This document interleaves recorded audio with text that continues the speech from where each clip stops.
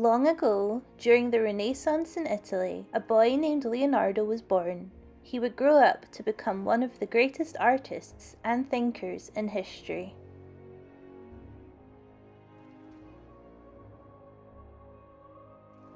Verrocchio was a respected artist, and young Leonardo da Vinci trained under him as an apprentice. Their most famous collaboration is the painting The Baptism of Christ. Verrocchio painted most of the scene, but Leonardo contributed a young angel on the left and parts of the background. What's striking is how different Leonardo's work looked. Even then, his angel appears softer, more lifelike, with subtle light and shadow, compared to Verrocchio's more rigid style. According to legend, Verrocchio was so impressed, and perhaps intimidated, by Leonardo's skill that he decided to stop painting altogether. This collaboration marks a turning point, the moment the student began to outshine the master and Leonardo's genius started to emerge.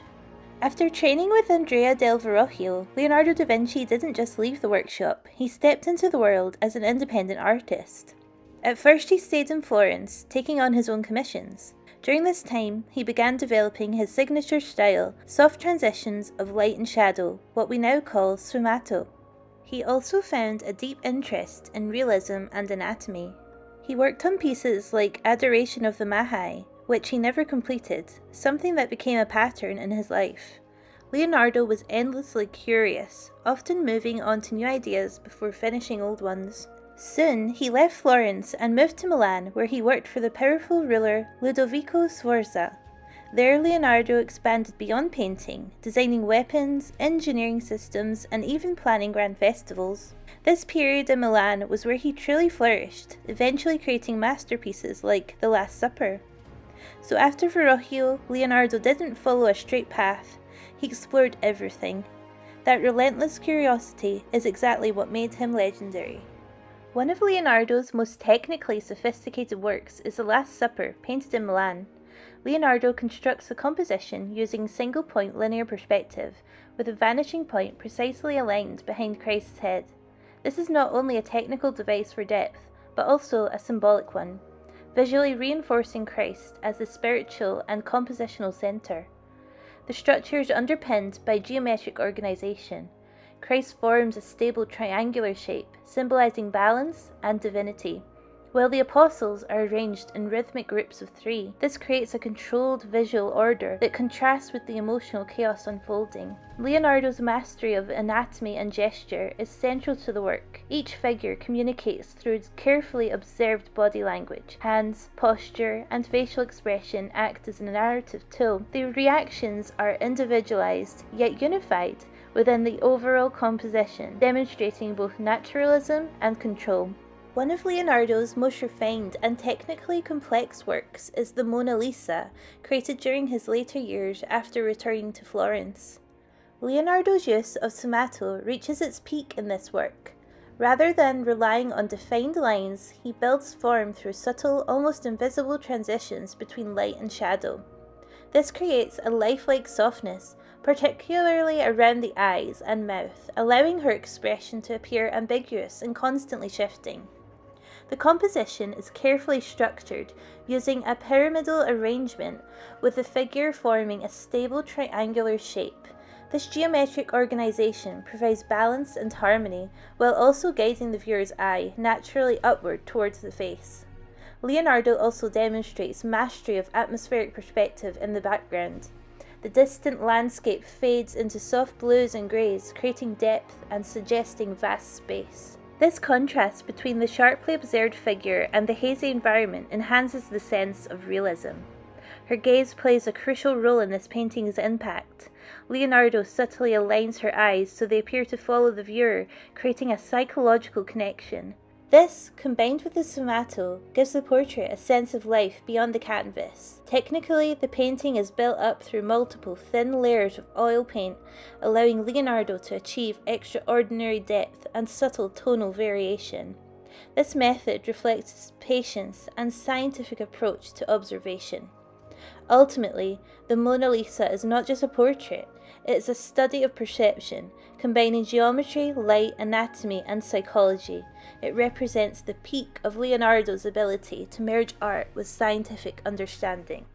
Alongside his work as a painter, Leonardo da Vinci undertook some of the most advanced anatomical studies of the Renaissance. He developed his anatomical knowledge through direct study in Florence and later in Milan. Unlike many artists of his time, Leonardo did not rely solely on classical texts. He learned through hands-on dissection, often working in hospitals and medical environments. In Florence, his early exposure to workshop training under Verrocchio introduced him to the importance of observing the human form. However, it was later, particularly in Milan, that Leonardo's anatomical studies became more systematic and scientific. Working closely with physicians, he dissected human bodies to understand internal structures. This practical experience allowed him to move beyond surface appearance and investigate the body as a functioning system. His drawings of muscles, bones, and organs reflect the shift from artistic representation to scientific analysis. Technically, Leonardo developed methods that were far ahead of his time. He used layered drawing techniques to show how muscles sit over the skeleton, and cross-sectional diagrams to reveal hidden internal structures. These approaches demonstrate an understanding of the body, not just as form, but as a complex, interconnected mechanism. Through direct observation and dissection, Leonardo developed a scientific approach to understanding the human body. His drawings go far beyond artistic sketches. They function as analytical studies, breaking the body down into systems such as muscles, bones, and organs. Technically, Leonardo demonstrates exceptional control of line and tonal modeling. He uses precise layered lines to build structure, while subtle shading creates a sense of volume and three-dimensional form. This allows the body to be understood not just visually but structurally. He also employs sectional and cutaway views, revealing internal structures in a way that anticipates modern medical illustration. By combining multiple viewpoints, front, side, and cross-section, he constructs a comprehensive understanding of the body. Leonardo's work reflects a deep understanding of proportion and mechanics. He does not simply record what he sees, but analyzes how the body functions, how muscles connect, how joints move, and how systems interact. One of Leonardo's most intellectually significant works is the Vitruvian Man, created during his anatomical studies. This drawing is not simply a study of the human body, but an exploration of the relationship between art, mathematics, and proportion. Leonardo bases the work on the writings of the Roman architect Vitruvius, who believed that the human body reflects perfect geometric harmony. Leonardo inscribes the figure within both a circle and a square, two fundamental geometric shapes. The square represents the physical, earthly realm, while the circle symbolizes the ideal or divine. By placing the human figure at the center of both, Leonardo suggests that the human body is a bridge between these two worlds. Technically, the drawing demonstrates precise proportional analysis. Each part of the body is measured in relation to others. The span of the arms equals the height of the body, and the positioning of the limbs creates multiple overlapping forms. This reflects Leonardo's deep investigation into balance, symmetry, and mathematical order. His use of line is controlled and deliberate, with clear, confident strokes defining structure, while subtle shading gives the figure a sense of volume. The accompanying notes, written in his characteristic mirror script, show that this is both a visual and intellectual study. What makes the Vitruvian Man masterful is its synthesis of disciplines. It is at once a work of art, a scientific diagram, and a philosophical statement about humanity's place in the universe. Ultimately, Leonardo is not just drawing the human body, he is attempting to define the principles that govern it, revealing a vision of harmony between nature, mathematics, and design. As Leonardo's studies developed, his interest in how the body functioned expanded into a broader fascination with mechanics and movement. While working in Milan under Ludovico Sforza, Leonardo da Vinci began designing a range of military machines and weapons. Just as he analysed the human body as a system of interconnected parts, he approached machines in the same way, studying how components move, interact, and generate force. Technically, his weapon designs demonstrate a stronger grasp of mechanics and structural analysis. He uses precise line work and multiple viewpoints to communicate complex ideas clearly, often combining side views, cross-sections, and exploded diagrams. This allows the viewer to understand not just the appearance of the machine, but how it would function. In designs such as the armoured vehicle and giant crossbow, Leonardo explores principles of motion, tension, and energy transfer. Gears, pulleys, and rotating systems are carefully mapped out, showing his ability to translate theoretical ideas into practical designs. However, many of these machines were never built. Instead, they function as conceptual investigations, reflecting Leonardo's curiosity and problem-solving approach, rather than a purely military purpose. Another notable invention is his aerial screw, considered a precursor to the modern helicopter. The spiral structure was designed to compress air and generate lift, demonstrating his early exploration of aerodynamics.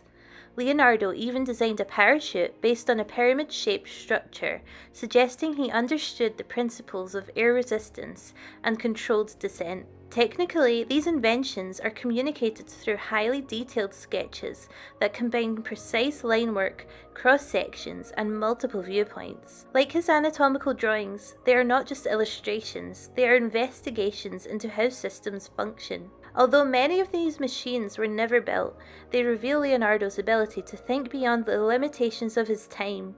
His inventions show a mind that moved freely between art, science, and engineering. Through works like The Baptism of Christ, The Last Supper, and the Mona Lisa, as well as his anatomical studies and inventions, Leonardo da Vinci demonstrates a continuous progression from early experimentation to complete mastery. By combining art, science, and observation, he was able to understand not just how things look, but how they work. This unique approach allowed him to create work that was not only visually powerful, but intellectually groundbreaking. Ultimately, Leonardo was not just an artist, but an innovator and thinker, whose influence continues to shape both art and science today.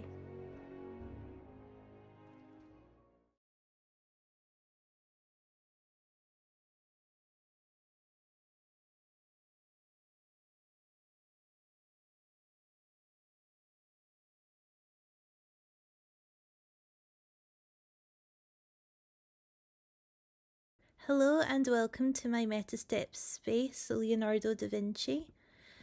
As you can see, we have the Mona Lisa displayed, and we have Salvator Mundi over in this corner here. He's an interactive painting. We have depictions of Italy, as you can see around here. And of course, Leonardo da Vinci is displayed in the other box. We also have all these anatomical drawings displayed. We have Leonardo and Michelangelo depicted in the far left, and we have The Last Supper.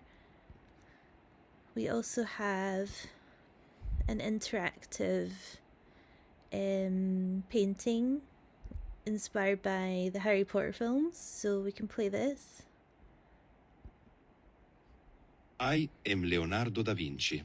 I was born in the year 1452 in a small town called Vinci.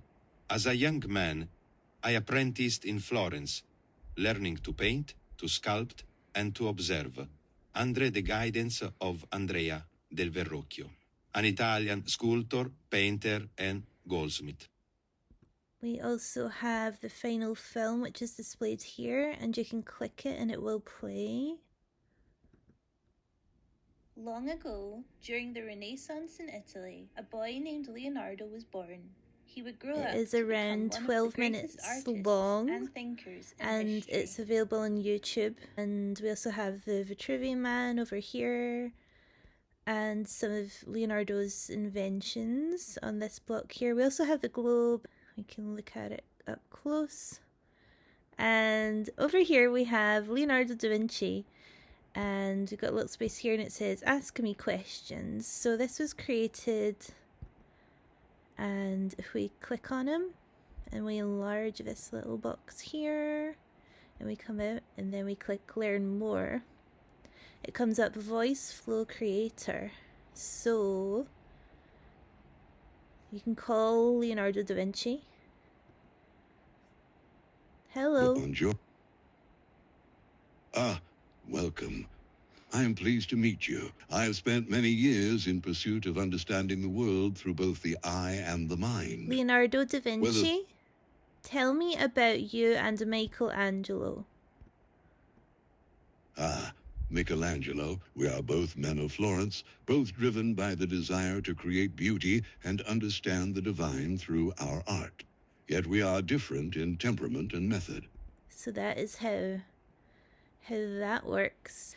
And that is the gallery, and I hope you all enjoyed it. It was really interesting learning all about while making all these pieces and making the documentary. And that is my master's project finished.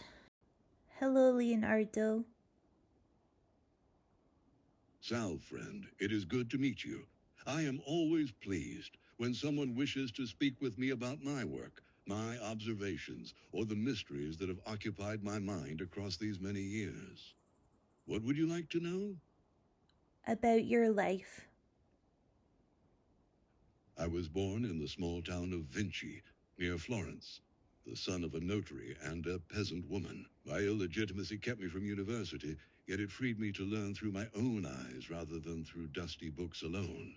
I apprenticed under Verrocchio in Florence, where I learned to paint, to sculpt, to understand the mechanics of light and form. From there, my curiosity led me everywhere, to Milan, to Rome, to the courts of kings.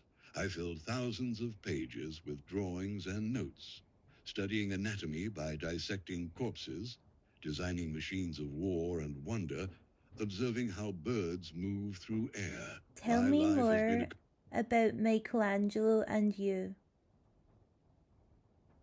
Michelangelo and I were born into different circumstances, yet we both served Florence and the great patrons of Italy. He was younger, more celebrated in his own time, while I was often distracted by my endless curiosities. Anatomy, engineering, the nature of water itself. We competed for commissions, yes, but I admired his ferocity. Where he carved with absolute certainty, I questioned everything.